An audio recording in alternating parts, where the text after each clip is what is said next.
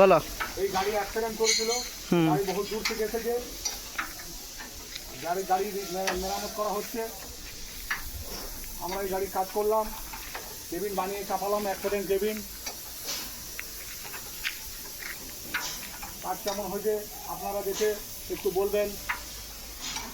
আমার আরও দুটো মিস্ত্রি কাজ করছে এখানে, আর একটা মিস্ত্রি ভালো করে ফাঁসাতে পারছে না, একটু ভালো করে ফাঁসিয়ে এখানে একটু দিতে লেগে যাবে, দেখেছিলাম যেমন আগে, খুব সুন্দর হবে।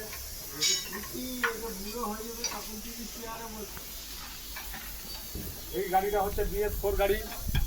এখানে সব গাড়িরই মেরামত করা হয়, শোরুমে যাওয়ার দরকার নেই, আমাদের কোম্পানিতে এলেই সমস্ত কাজ হয়ে যাবে।